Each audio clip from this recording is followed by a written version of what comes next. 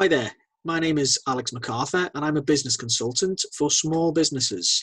My business is called One Up Consultancy, and today I'd like to run through a little presentation about a tool called the Business Model Canvas.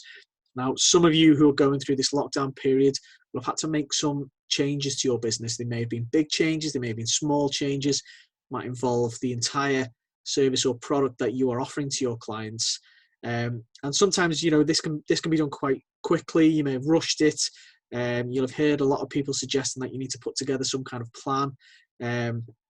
This can be off-putting to a lot of business owners, thinking that you need to build some kind of 20, 30, 40-page document. So I'd like to offer an alternative. I'd like to show you how you can use a tool called the Business Model Canvas that will let you throw something together quite quickly and let you have full visibility over everything that's really going to matter in your business, when you're making these changes. And it's a one-page document that you should be able to just amend as you're going along. You might want to make multiple variations of this. So here we go. Yeah, let me show you how it all works. We'll move on to this page just to give a brief overview. Like I say, it's a strategic management tool. You'll see as we move on, there's lots of areas of this on the page, and it gives you full visibility on all those areas that really matter for the business. It's super flexible. And because of this flexibility, because it allows you to, make sudden changes and really get your brain working and seeing how different ways of running your business will affect different areas of your business. It's used by large companies just as much as it is for small startup businesses and everything in between. So the likes of McDonald's use one of these, Lego uses one of these, and if you do a quick search around on Google, then you will be able to find some great examples of how this is put together, and hopefully you can use it for your business as well. So moving on, this is what the Business Model Canvas looks like. You can see there's 9 boxes there with different headings. It looks a bit scattered at the moment. The numbers don't really follow, but there is a logic to that really. So we'll cover that as we're moving forward. They advise that you print this out on A3 and then you fill it all in. You try and add a fair bit of detail as you're going along. I've never got A3 paper, so I never bother with that. I always just do it on A4.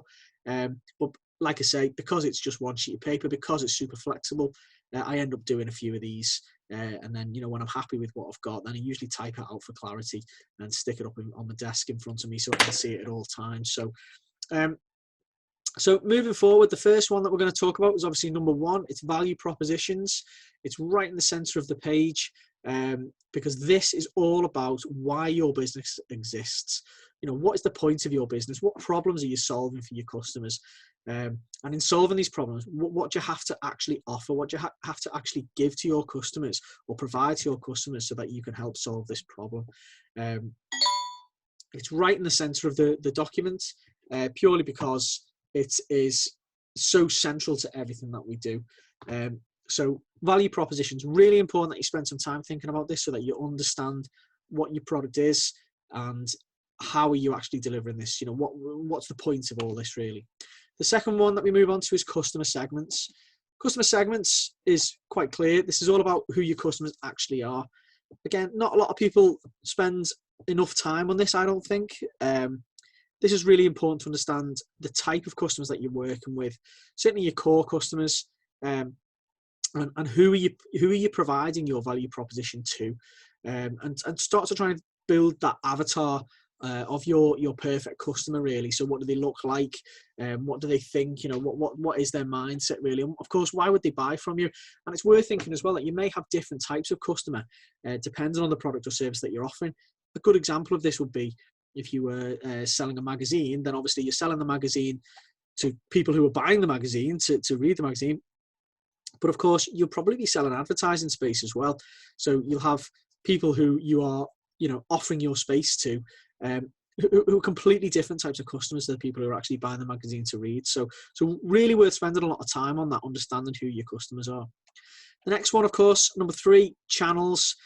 This is really more prevalent than it's ever been before. This is all about what methods we use to deliver the product or service.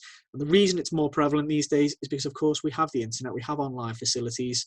It's not just your old-fashioned, yes, we have a shop or we go out and see someone. There's lots of ways that we can actually deliver our product these days, in the same way that, I'm actually using this to talk to you guys via Zoom. to build this presentation. We can sell things online. We can have live service online, that kind of thing. So there's lots of different ways. So again, if you're reviewing your products or services and how you're getting them out to your customers, it's worth sitting down and thinking, well, actually, what other ways are there that we can deliver this? It's not always black and white. Next one, number 4, is customer relationships. This is pretty obvious when you think about, sure, we have to actually get our customers, and how do we actually go about doing that?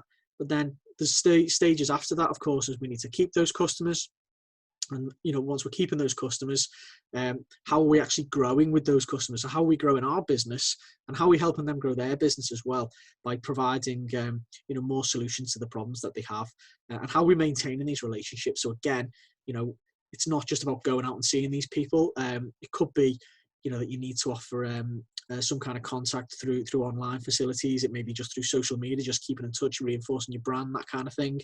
But it could be about, again, sending out physical newsletters, could be doing promotional days, all kinds of different things that you need to engage your current customers and also attract new ones as well. Number 5, revenue streams. Pretty obvious, this one. We're not going to talk too much about it, but it's really how you actually make money, how you bringing in the cash. But then, thinking a little bit further than people just buying and selling things. It's more about, well, how are you actually coming up with those prices? How are you working out what people should be paying you for your product or service? And again, there's different ways of generating cash from selling the same thing. If you were selling a car, for example, or any other high value item, you wouldn't just be buying that in and selling it out at a fixed price. You'd be offering all kinds of payment plans, which may actually increase the final value that you receive for it. So again, worth thinking about how your money is actually coming into the business.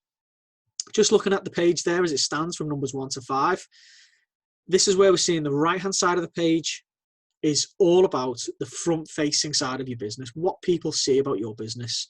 It's all about, obviously, the customers, the sale, your delivery methods, that kind of thing. It's, if you like, it's the sexy side of the business that everybody looks at you and says, yeah, that's what you do. This is because that's what they can see. And obviously, value proposition being caught front and center to there. It's the core part of why you exist. But of course, as a business owner, we know, and quite clearly we can see by looking at this page now, all that is just half of your business. We've still got 6, 7, 8, and 9 to consider. And these are all the elements that go on behind the scenes that people never see. And only real business owners know about these things, because obviously we've had to deal with them, and a lot of people don't think about it enough, really. So moving forward, on to number 6, key resources. Sounds pretty straightforward, and it is. What do you actually need for the business to operate? And this could be absolutely anything at all about what you need. In my business, for example, what's really key for me, it sounds so simple, but when I write it down and I think about it, it's really important. I need my laptop. I need my phone. I need my internet connection. I need my car. These are the things that really, really make, if I do not have those things, then it becomes a lot more difficult for me to provide the services that I offer. So I don't need a premises as such. I don't need lots of equipment. Most of what I offer is based around, experience and knowledge, that kind of thing. But for you, it might be totally different. So you might be, considering, finance, premises, IT, so many things you can come up with in this area. It's really bespoke to what you do, but well worth sitting down and writing it down, and recognizing what would you do if you didn't have some of these resources in your business. On to number 7, key activities. In a way similar to number 6. Once you've got your resources, what do you need to do to provide your value proposition? And obviously this means you need to go out and about, making your sales. These are the things that you need to do to physically deliver and get more clients. But then it goes beyond that as well. If you're in IT, for example, a lot of what you do sits behind the scenes and people don't really see how you provide your service. So what's key there is that you are continually training, keeping up to date with all the latest trends, all the latest improvements in technology, so that you can carry on maximizing your value proposition to your clients without them really knowing, really. So it could be that you need to keep doing R&D to stay ahead of the market. Things like that. There's all kinds of things that you need to carry on doing within your business to maintain that value proposition for your clients. So on to number 8, key partners. Now, what this refers to people or businesses or services that we need to help run our business, but are not part of our business. So simplest example of this would be if you're buying and selling a product, then your supplier of that product is a key partner for you. If you're buying lots of products and you're buying all of the products of one supplier, then your business is dependent upon that supplier. So worth recognizing just how important that key partner business is, so that your business can exist. And then maybe do you do something about that? Do you actually think about changing supply, or not changing supplies, but maybe getting a second supplier in, or a third or fourth even, just to give you that bit more security. Obviously you might be able to get better prices as well if you've got multiple suppliers. So there's lots of different reasons why you consider this. It could be that maybe you're a property management company and use lots of subcontractors. Again, you wouldn't just necessarily depend on one particular subcontractor for one particular type of service. You'd probably have more than one in case you got particularly busy, or that your primary supplier let you down. So these key partners, they're really important to consider, because if you can't operate your business without these businesses, then you need to look at how important they are. I actually have a client who is a coffee roasting business. They recognize that, okay, they sell machines, they sell the coffee, they sell all the ancillary parts, and they actually provide a machine repair service for their clients, but they outsource that. And then they realized that if the coffee machines weren't working, then they couldn't really sell any more coffee. And so that repair service was so integral to what they do. It was so important.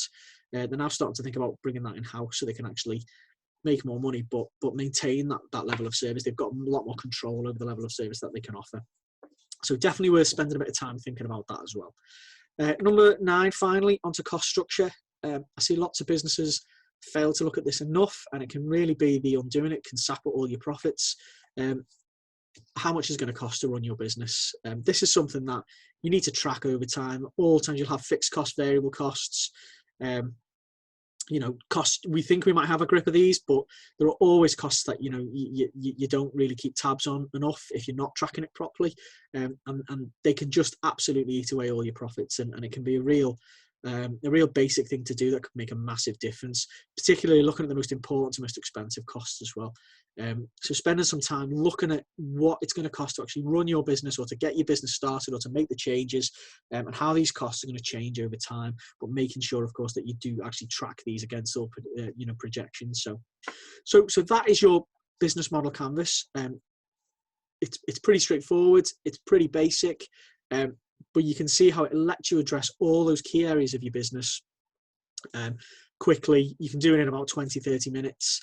It's super simple to just say, do you know what, we need to do it again, or we need to review this, or our business has changed slightly. It might be that for 6, 7, 8 of those, you don't have to really do anything. You know what the answers are. It's actually straightforward, but there might be just one thing in there that makes a massive difference and just makes you think a little bit differently. And it's good. It's something that I've actually used to review my business during this lockdown time, thinking, how can I reach out? How can I engage my customers differently? So well worth having a go. If you want a copy of it, then I do have with all the a copy there with all the information provided for what it actually means, but I have a blank one, so you can have a go yourself. But I'll be honest with you, there's absolutely loads of information on Google. There's a YouTube video there, which is about 20 minutes long, I think, off the top of my head. It's actually one of the best videos out there I've found. It really clears it up, probably better than I've just done it now. And of course, that one at the bottom, the Business Models Inc. one, that's where every section is broken down. You can have a bit of a read about that. But there's loads and loads of other links there. So Google is your friend here, really, when you're thinking about how to fill it in. Have a look at it and see what you can do. But then, of course, if you've got any questions or comments, please feel free to drop me a line or drop me an email. You can contact me on social media there as well. Happy to help with absolutely anything whatsoever with regards to how you're filling this in.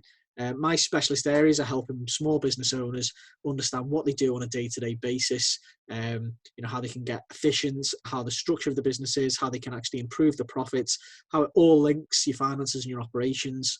And sometimes all you need is that outside perspective. I deal with lots of clients who have a high turnover but aren't making any money, and sometimes it's a 10-minute fix. It really is that simple.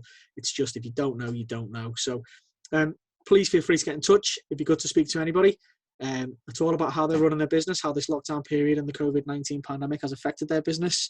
So thank you very much.